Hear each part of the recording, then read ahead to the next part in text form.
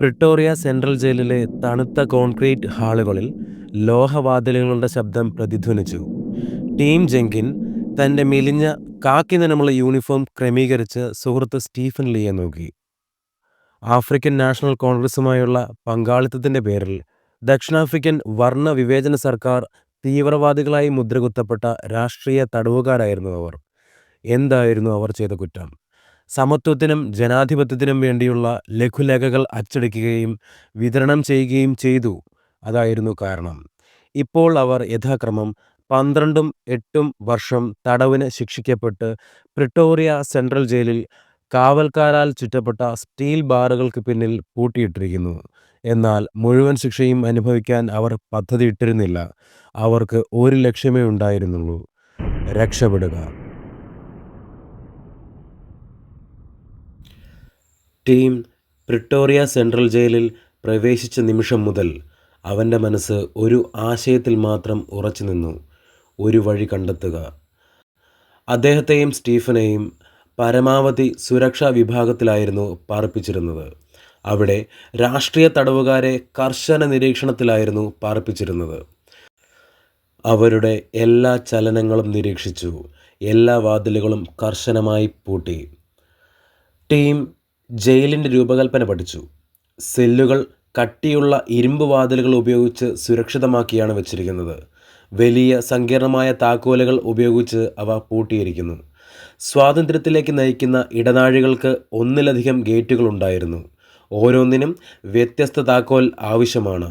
ഒറ്റ നോട്ടത്തിൽ അത് അസാധ്യമാണെന്ന് തോന്നി. എന്നാൽ പിന്നീട് പ്രചോദനമുണ്ടായി.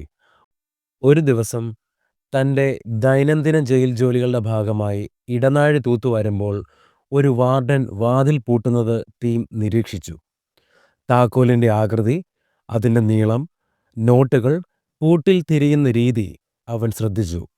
അവന് അത് നിർമ്മിക്കാൻ കഴിയുമെങ്കിൽ ഒരുപക്ഷേ അവന് തന്നെ വാതിലുകൾ തുറക്കാമായിരുന്നു. അവൻ്റെ മനസ്സ് തുടിച്ചു. ഒരു താക്കോൽ ഉണ്ടാക്കണം. എന്നാൽ എങ്ങനെ? തടി കൊണ്ടുള്ള താക്കോൽ. ടീം തൻ്റെ ആശയം സ്റ്റീഫനുമായി ചർച്ച ചെയ്തു. താക്കോലിൻ്റെ ഒരു പകർപ്പുണ്ടാക്കിയാൽ നമുക്ക് വാതിലിലൂടെ കടക്കാം, അവൻ പറഞ്ഞു. സ്റ്റീഫൻ മുഖം ചുളിച്ചു. നമുക്കെങ്ങനെ കൃത്യമായി ഒരു താക്കോൽ ലഭിക്കും? ഒന്ന് മോഷ്ടിച്ചാലോ? ഇല്ല, ടീം പറഞ്ഞു. അവൻ്റെ കണ്ണുകൾ തിളങ്ങി. നമ്മൾ ഒരു താക്കോൽ ഉണ്ടാക്കുന്നു. വർക്ക്ഷോപ്പിൽ നിന്ന് കടത്തിയ ചെറിയ മരക്കഷ്ണങ്ങൾ ഉപയോഗിച്ച് ടീം താൽക്കാലിക താക്കോലുകൾ തയ്യാറാക്കാൻ തുടങ്ങി. താൻ നിരീക്ഷിച്ച താക്കോലുകൾ അനുകരിക്കുന്ന തരത്തിൽ കാലക്രമേണ അവയെ ക്രമീകരിച്ചുകൊണ്ട് ചെറിയ നോട്ടുകളും ചാലുകളും കൊത്തിയാണ് അവൻ അവയെ രൂപപ്പെടുത്തിയത്. അവൻ രഹസ്യമായി പ്രവർത്തിച്ചു. മോഷ്ടിച്ച ഉപകരണങ്ങൾ ഉപയോഗിച്ച് വെട്ടിമാറ്റുകയും ഓരോ താക്കോലും പൂർണ്ണതയിലേക്ക് പരിഷ്കരിക്കുകയും ചെയ്തു. ആഴ്ചകൾ നീണ്ട പരീക്ഷണങ്ങൾക്ക് ശേഷം ആദ്യ കീ തയ്യാറായി. ഒരു രാത്രി കാവൽക്കാർ അവരുടെ റൗണ്ട് പൂർത്തിയാക്കിയ ശേഷം ടീം ഒരു ദീർഘനിശ്വാസം എടുത്ത് തൻ്റെ സെല്ലിൻ്റെ പൂട്ടിൽ തടി കൊണ്ടുള്ള താക്കോൽ തിരുകി. അവൻ അത് മെല്ലെ തിരിച്ചു. പൂട്ട് മാറ്റി. വാതിൽ മെല്ലെ തള്ളി തുറന്നപ്പോൾ അവൻ്റെ ഹൃദയമിടിപ്പ് കൂടി. അത് പ്രവർത്തിച്ചിരിക്കുന്നു. ടിമ്മിനും സ്റ്റീഫനും വ്യക്തമായ ഒരു പദ്ധതി ഉണ്ടായിരുന്നു. അവരുടെ തടിത്താക്കോലുകൾ ഉപയോഗിച്ച് അവർ സെല്ലുകൾ അൺലോക്ക് ചെയ്യുകയും ഒന്നിലധികം സുരക്ഷാ വാതിലിലൂടെ നാവിഗേറ്റ് ചെയ്യുകയും പുറത്തെ മുറ്റത്ത് എത്തുകയും ചെയ്യും. എന്നാൽ അവസാന വെല്ലുവിളി അവശേഷിച്ചു: കനത്ത സുരക്ഷയുള്ള പ്രധാന ഗേറ്റ് കടന്നുപോകുക. 1979 മാർച്ച് 11 രാത്രി പദ്ധതിക്ക് തുടക്കമിട്ടു. ടീം, സ്റ്റീഫൻ, സഹതടവുകാരൻ അലക്സ് മൊമ്പാരിസ് എന്നിവർ നിശബ്ദരായി കാത്തിരുന്നു. രാത്രി 11 മണി. ഒരു പെട്രോളിംഗ് ഗാർഡിൻ്റെ ദൂരെയുള്ള കാൽപ്പാടുകൾ ഒഴികെ ജയിൽ നിശബ്ദമായിരുന്നു. ടീം തൻ്റെ ആദ്യത്തെ താക്കോൽ ചേർത്ത് പിടിച്ചു. ഒരു സോഫ്റ്റ് ക്ലിക്ക്. അവൻ വാതിൽ തുറന്ന് ഇടനാഴിയിലേക്ക് കയറി.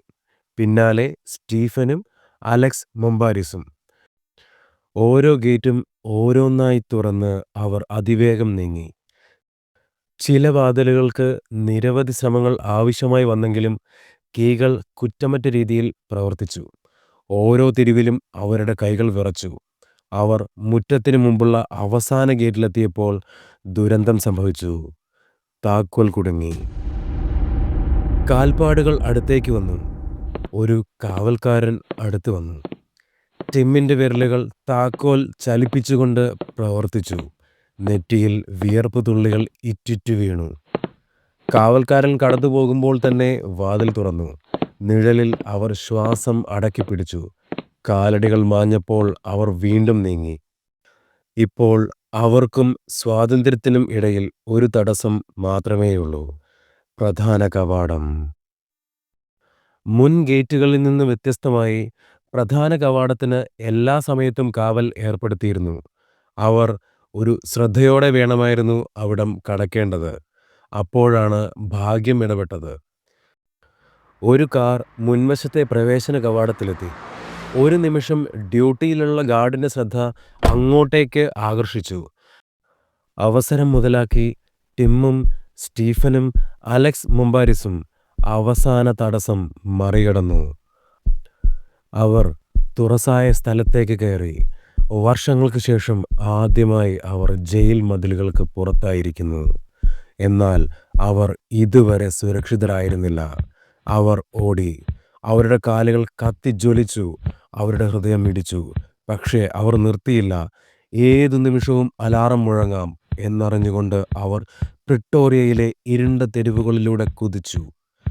മുൻകൂട്ടി നിശ്ചയിച്ച സുരക്ഷിത ഭവനത്തിൽ എത്തിയ അവർ വർണ്ണവിവേചന വിരുദ്ധ അനുഭാവികളിൽ അഭയം കണ്ടെത്തി. അവിടെ നിന്ന് അവർ വേഷം മാറി അതിർത്തി കടന്ന് ബോട്സ്വാനയിലേക്കും പിന്നീട് സാംബിയയിലേക്കും ഒടുവിൽ ലണ്ടനിലെ സ്വാതന്ത്ര്യത്തിലേക്കും യാത്ര ചെയ്തു. അവർ അത് ചെയ്തു കഴിഞ്ഞു. അതെ, അവർ രക്ഷപ്പെട്ടിരിക്കുന്നു.